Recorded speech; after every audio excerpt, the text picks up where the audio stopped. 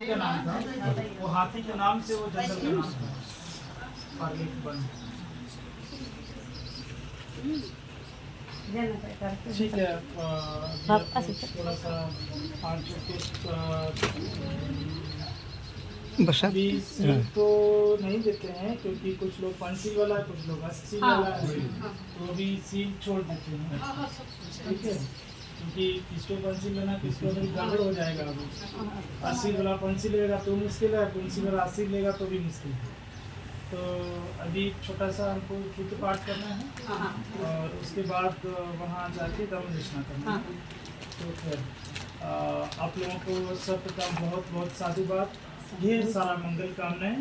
आपने हमें अपने घर में आमंत्रित किया और इतनी दूर आने के बाद रास्ते में लग रहा था इतनी दूर क्यों जा रहे हैं।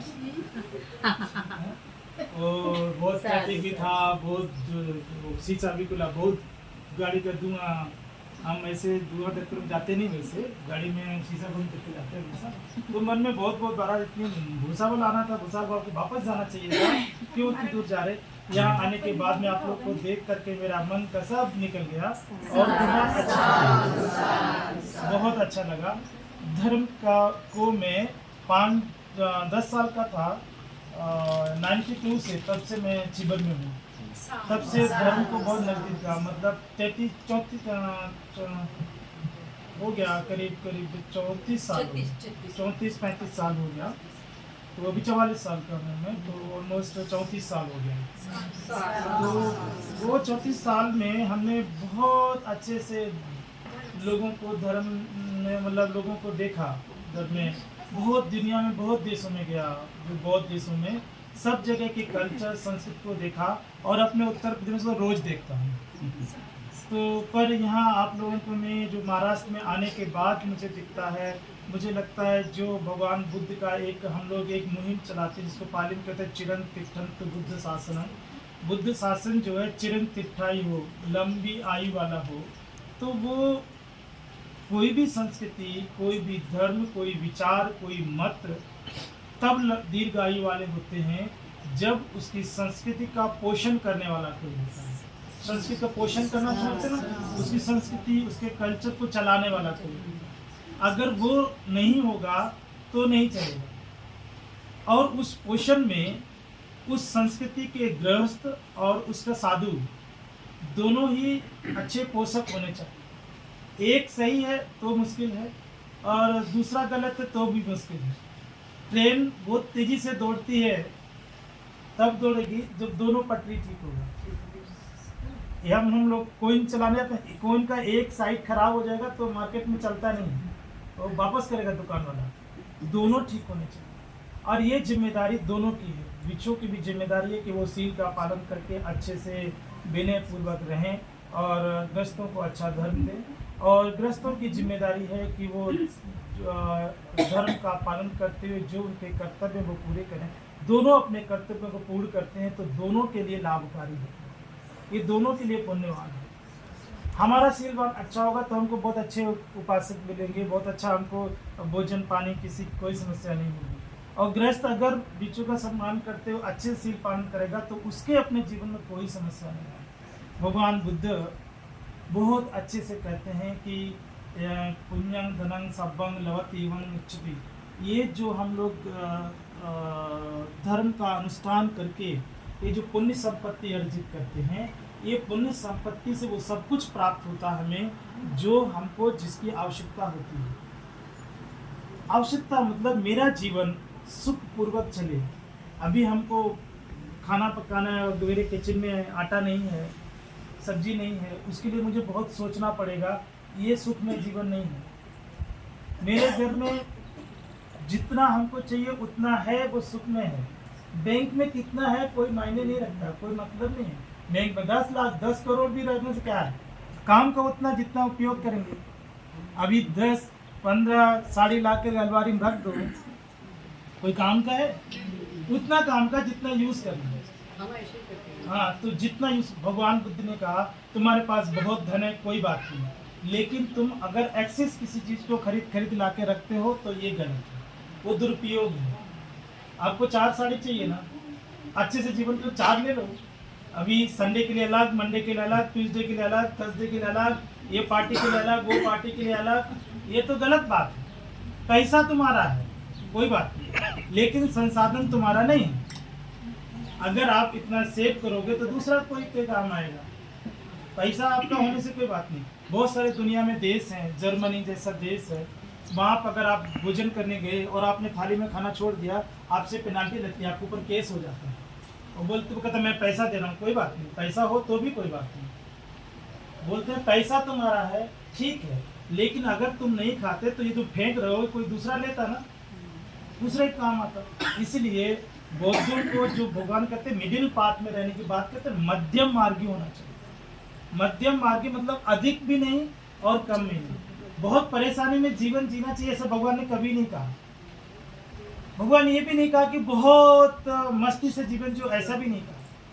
भगवान ने कहा मध्यम मार्ग के रूप में रहने, आपको कमी भी ना हो और आप मुश्किल से भी ना रहो, ऐसा जीवन जीना चाहिए। तो बुद्ध कहते हैं जो व्यक्ति ये भगवान के बताए मार्ग का अनुसरण करता है, अर्थात भगवान बुद्ध ने जो शील, समाधि इत्यादि का मार्ग दिया है, इस मार्ग का जो अनुसरण करता है, जीवन में पुण्य संचय करता है, वह पुण्य संपत्ति उस पालन करने वाले साधक के लिए उसकी सब चीज़ों की जरूरतों की पूर्ति करती है। दुनिया में बहुत सारी संपत्तियां हम लोग अर्जित करते हैं, पैसा कमाने, नौकरी करते हैं, कृषि करते हैं, बहुत सारा काम करते हैं, बहुत सारा काम करते हैं, उससे धन कमाते हैं और वो धन से उपयोग कर, लेकिन वो व्यक्ति समझदार उस धन का जो सदुपयोग कर लेता है। सदुपयोग करने का मतलब ये होता है कि आपको पास पुण्य संपत्ति के लिए भी धन चाहिए। बुद्ध कहते हैं ना कि ये जो आपने दान किया, अब ये दान के लिए पहले चेतना चाहिए। चेतना मन प्रसन्न होकर के मन में बात आना चाहिए कि मुझे दान करना है, ये बहुत जरूरी है। ये इन्होंने किया, उनको मन, अगर इन्होंने किया मैं नहीं करूँगी तो फिर सब लोग क्या बोलेगा, ऐसा मन में आएगा तो उचित चेतना नहीं है। उसको देख करके मन में नहीं आना चाहिए, अपने से मन में करना चाहिए मुझे भी करना है। कितना करना है ये मतलब नहीं। इसीलिए 10 रुपये का दान 10 लाख का पुण्य दे सकता है, और कभी कभी 10 लाख का पुण्य 10 रुपये के बराबर भी पुण्य फल नहीं देता है, क्योंकि वो किस चेतना के साथ किया गया ये महत्वपूर्ण है। इसलिए भगवान कहते हैं एक अच्छे दान के लिए 3 चीज़ें बहुत जरूरी है। एक अच्छी चेतना जो आपके हृदय से उत्पन्न हुई हो दान करने की। दूसरा, दान की वस्तु होनी चाहिए, आप सक्षम होने चाहिए। कर्जा लेके दान नहीं करना चाहिए। कर्जा लेके दान करेंगे तो मन में हमेशा रहेगा मैंने दान किया था, कर्ज लेके मुझे कर्ज चुकाना है, तो दान नहीं हो सकता, वो अच्छा दान नहीं कहलाता। मतलब दान की वस्तु आपके पास होनी चाहिए। दान जैसे जो भी चाहिए, उसके धन हो चाहे वस्तु, तो होना चाहिए आपके पास। और तीसरा है एक सुपात्र होना चाहिए। सुपात्र मतलब किसको दान करना है, किसको किया गया दान अच्छा होता है, चिरकाल तक लाभकारी होता है। संघ को किया गया दान हमेशा चिरकाल ही होता है। बुद्ध कहते हैं यही लौकिक और पारलौकिक दोनों सुख देने वाला। यही लौकिक और पारलौकिक समझते हैं। यही लौकिक मतलब इस जीवन के लिए, अभी इस जीवन में आपके लिए सुखकर होगा, आपको सब कुछ प्राप्त कराने वाला होगा। और पारलौकिक मतलब जब तक ये चित्त निर्वाण को प्राप्त नहीं कर लेता है, तब तक आपके पुण्य कर्म के अनुसार अलग अलग भव में संतति करता है। आप कह सकते हैं अलग अलग भव में हम जन्म लेते हैं, और वो उसको पारलौकिक बोलते हैं। वो पारलौकिक जीवन में भी सुखदायी होता है ये जीवन। आपको पता है बचपन से हम लोग एक बात सीखते हैं ना, आदमी आता है खाली हाथ, जाता है खाली हाथ, ऐसा सुन ले, ऐसा सिखाया हमको। लेकिन बुद्ध कहते हैं ना तो खाली हाथ आता है ना खाली हाथ जाता है, लेके भी आता है लेके भी जाता है। तो क्या धन, पैसा, मकान, गाड़ी, ये सब तो लेके नहीं आते हैं, तो पक्का बात है, और ये सब लेके भी नहीं जाते हैं। इसलिए सब कुछ तो यहाँ छोड़ के जाते हैं। हमारा ये लाश उठा करके लोग ले जाते हैं, घर में आग लगा के खत्म कर देते हैं, लेकिन उससे पहले चित्त संतति कर जाता है, और जो चित्त संतति करता है वहाँ लेके नहीं जाता। हमेशा चित्त आपकी जो पुण्य संपत्ति हम लोग अर्जित करते हैं वह लेके भी, उसी के अनुसार मेरा नेक्स्ट भक्त निर्भर करता, अगला जन्म मेरा निर्भर करता है कितना आपके पास पुण्य संपत्ति है। वो उसके अनुसार जीवन, दूसरा जीवन निर्भर करता है। इसीलिए जब मेरा कोई प्रियजन खत्म, तो जिसको हम लोग मुदिता कहते हैं, मेत्ता, करुणा, मुदिता, उपेक्षा, 4 ब्रह्म ज्ञान सुने ना। तो मुदिता किसको कहते हैं?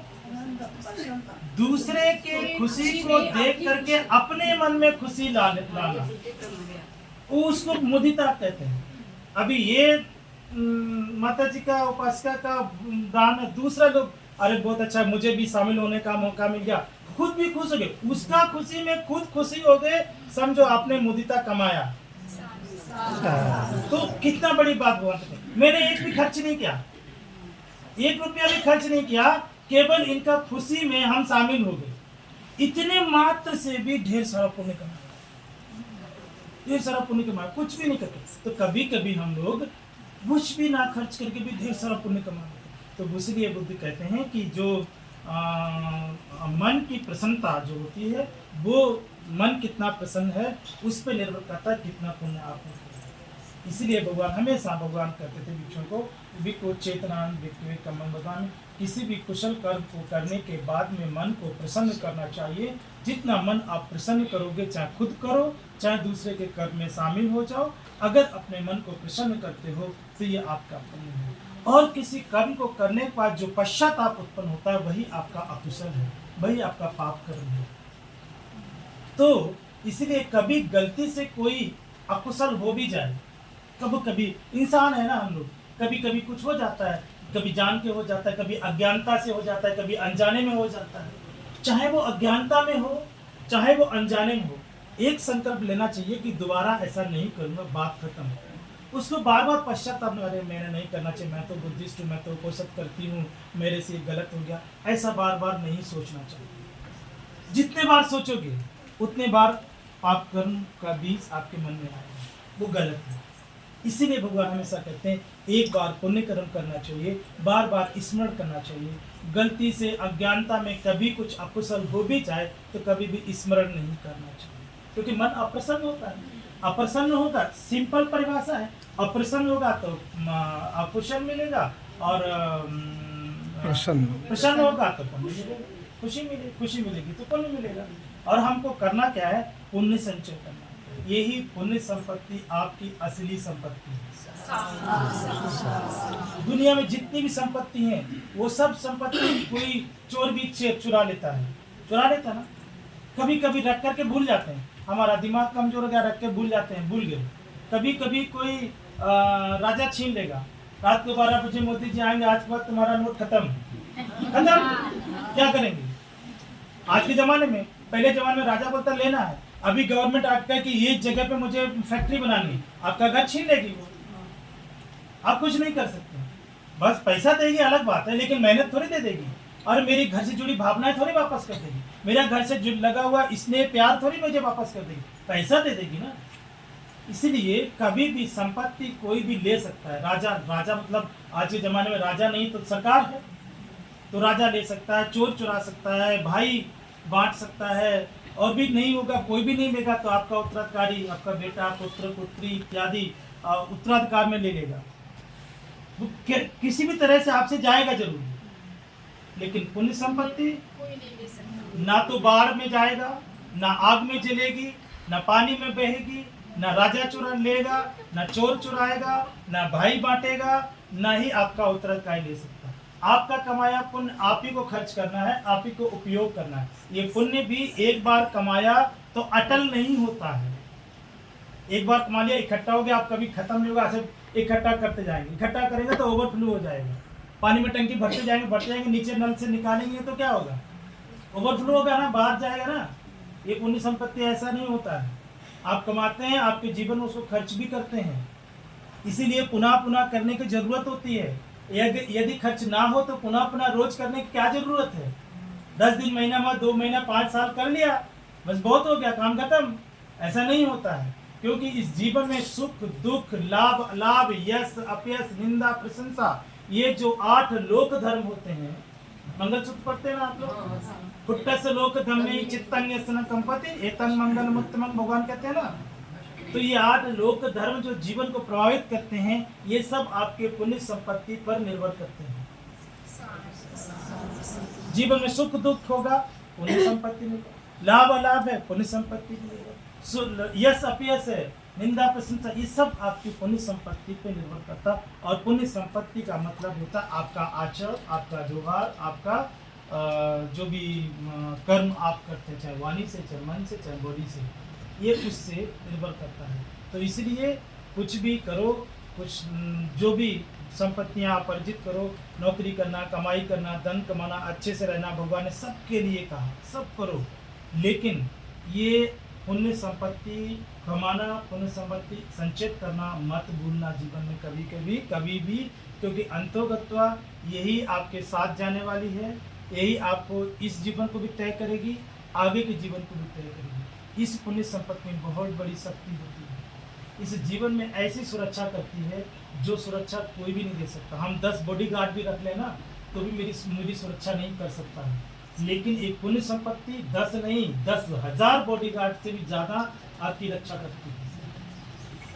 कभी कभी ऐसा हो जाता है मुश्किल काम, तो उसमें आपको पुण्य संपत्ति का। मैं एक बार 2016 में थाईलैंड जा रहा था, अभी आगरा के पास एक्सप्रेस वे, पूरा गाड़ी 4 बाल पलटा खाते रेलिंग तोड़ के दूसरी तरफ गई, और लोगों ने आकर के गाड़ी के बेलचा से दरवाजा तोड़ तोड़ के हम लोगों को निकाला, कुछ भी नहीं हुआ हमें, कुछ भी नहीं। गाड़ी तो कबाड़ी में गई, नई गाड़ी कबाड़ी में गई।